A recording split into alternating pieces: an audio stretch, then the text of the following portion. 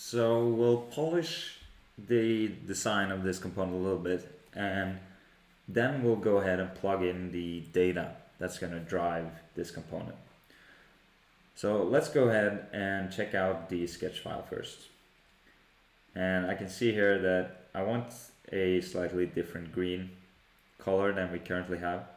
So I'm going to copy this and go ahead and go over to the index CSS file, and I'm going to plug in the green color here.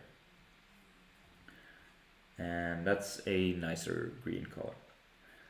And I changed my mind about the headers. I want them to be slightly larger. So I'm going to change the H3 font size to 1 rem. And I'm also going to add a paragraph font size of 0.9 rem. And then we'll go ahead and apply that to the list here. So let's go ahead and see what that's going to look like.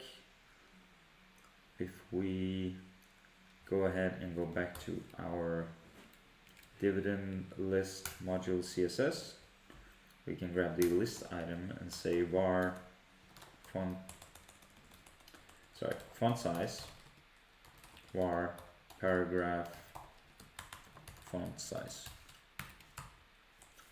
and we'll also give it a color of var dark gray, and we'll give the header a color of header color header color.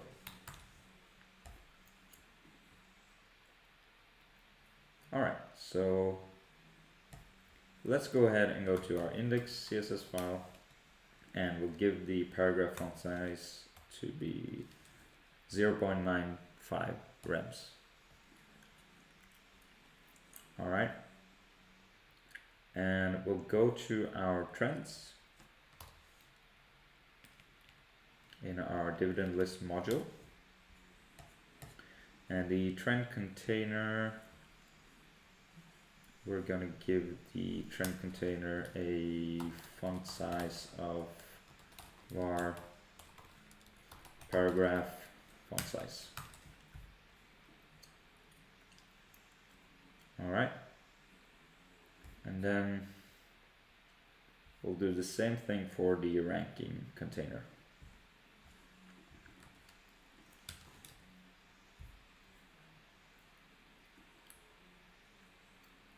Alright, now let's go ahead and give the border a slightly higher margin. So we'll go ahead and say 30 pixels.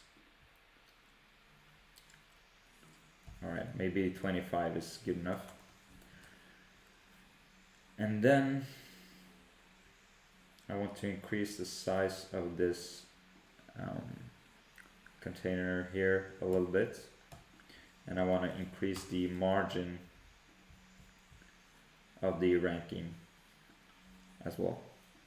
So we'll say we'll increase that to be 90 pixels with wide, and it's going to be 65 pixels high.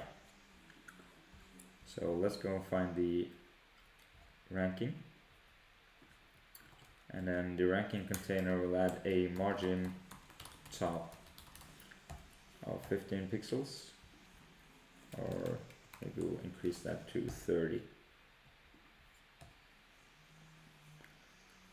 Alright, so now we have a little bit nicer layout for our component, and the next video will start actually plugging in these values and determining the trends dynamically. And remember, we already did that up here in the highlights, so we're going to reuse some of that code to make that happen. So thanks for tuning in, and I'll see you in the next video.